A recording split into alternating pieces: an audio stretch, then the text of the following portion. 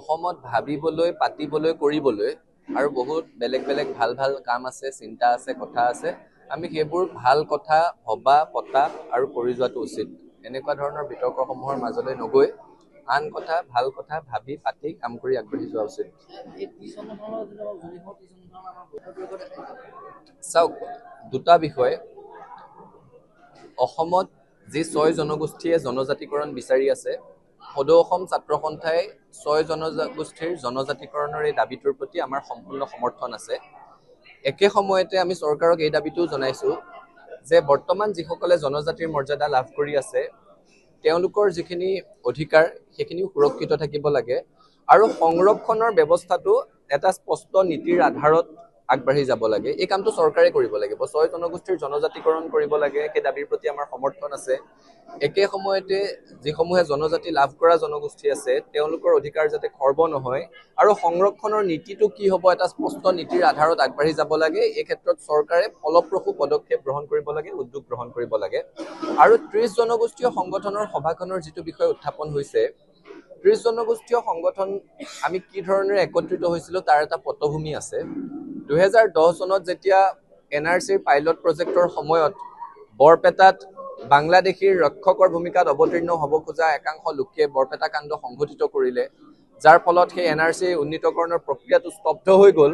সেইখিনি সময়ত সদৌ অসম ছাত্ৰ সন্থা আৰু অসমৰ ২৬টা সংগঠন আমি একত্ৰিত হৈছিলো আৰু সকলো সংগঠনে অসমৰ সমূহীয়া বিষয়সমূহত একেলগে মাত মাতিবলৈ সিদ্ধান্ত লৈছিলো। তাৰ পিছৰ পৰা ২৬ সংগঠনৰ পৰা ২৮ হ'ল, এতিয়া ৩০তকৈ বেছি সংগঠন আমি একেলগে আছো। ইয়াত ছাত্ৰ সন্থাৰ আৰু ৩০ জনগোষ্ঠীয় সংগঠনৰ এই মঞ্চখনত সকলো জনগোষ্ঠীয়ে নিজৰ নিজৰ জনগোষ্ঠীয় সমস্যাসমূহ উত্থাপন কৰাৰ সমান্তৰালভাৱে ক্ষেত্ৰীয় সমস্যাসমূহ উত্থাপন কৰাৰ লগে লগে সমগ্ৰ অসমৰ বিষয়সমূহ আলোচনা হয়। আৰু বিগত সভাখনতো সেই কথাবোৰ আলোচনা হৈছে। ৬ জনগোষ্ঠীয়ে যিসকলে জনজাতিকৰণ বিচাৰি আছে, তেওঁলোকৰ সংগ্ৰামখন কি ধৰণেৰে আগবাঢ়িছে সেই বিষয়ে তাত তেওঁলোকে আমাক ব্যাখ্যা আগবঢ়াইছে। ছাত্ৰ সন্থাকো এই ক্ষেত্ৰত উদ্যোগ গ্ৰহণ কৰিবৰ কাৰণে অনুৰোধ জনাইছে। একে সময়তে চিচিটোৱা বা ট্ৰাইবেল সংঘই জনজাতীয় লোকসকলৰ সংগ্ৰামখন কি ধৰণেৰে আগবাঢ়ি আছে, ফৰেষ্ট এক্ট ইমপ্লিমেণ্টেশ্যনৰ কথাবোৰ কি ধৰণেৰে আগবাঢ়ি আছে, সেই বিষয়সমূহ তাত ব্যাখ্যা দাঙি ধৰিছে, তাত উল্লেখ কৰিছে। পাৰ্বত্য জিলাৰ পৰা অহা সংগঠনসমূহে আদানীয়ে ভূমি অধিগ্ৰহণৰ ফলত কি ধৰণৰ তাত সমস্যাৰ সৃষ্টি হ'ব পাৰে, তাত খিলঞ্জীয়া লোকসকলৰ ভাষিক সমস্যা, সাংস্কৃতিক সমস্যা কি কি আছে সেই বিষয়সমূহৰ বিষয়ে তাত উত্থাপন হৈছে।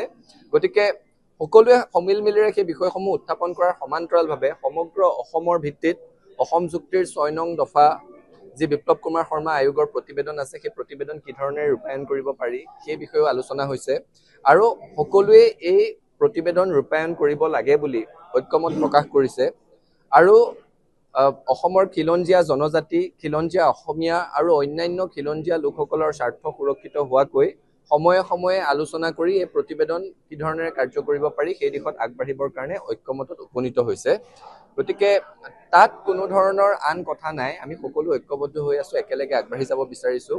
আৰু 5171ৰ যিটো বিষয়, চাওক, ঐতিহাসিক অসম আন্দোলন হৈছিলে বিদেশী বহিষ্কাৰৰ কাৰণে। ঐতিহাসিক অসম আন্দোলনৰ পিছত অসম চুক্তি হৈছিলে আৰু সেই অসম চুক্তিৰ জৰিয়তে আজিৰ পৰা ৪০ বছৰৰ আগতে অসম চুক্তিত ১৯৭১ চনৰ ভিত্তিবৰ্ষটো নিৰ্ধাৰণ কৰা হৈছে। সদৌ অসম ছাত্ৰ সন্থাই অসম চুক্তিৰ আধাৰত অসমৰ বিদেশী সমস্যাটোৰ সমাধান হোৱাটো বিচাৰো। ৩০টা বছৰৰ পিছত মহামান্য উচ্চতম ন্যায়ালয়ত গোচৰ তৰা হ'ল, ভিত্তিবৰ্ষটোক তেওঁলোকে চেলেঞ্জ কৰি প্ৰত্যাহ্বান জনায়। অসম চুক্তিৰ স্বাক্ষৰকাৰী হিচাপে সদৌ অসম ছাত্ৰ সন্থাক এটা পক্ষ কৰি লোৱা হ'ল। এতিয়া মহামান্য উচ্চতম ন্যায়ালয়ে ১৯৭১ চনটো বৈধ বুলি ঘোষণা কৰাৰ লগে লগে অসম আন্দোলন আৰু অসম চুক্তিৰ যুক্তিযুক্ততা, প্ৰাসংগিকতা, বৈধতা পুনৰ প্ৰমাণ হ'ল। আৰু আমি আশা কৰিছো যে অসম চুক্তিৰ প্ৰতিটো দফা ৰূপায়ণ কৰি অসমৰ মানুহৰ স্বাৰ্থ সুৰক্ষিত কৰিব পৰা যাব, বিদেশী বহিষ্কাৰ কৰিব পৰা যাব। এই ক্ষেত্ৰত আমি সংশ্লিষ্ট সকলো পক্ষৰে সহায় সহযোগিতা কামনা কৰিছো।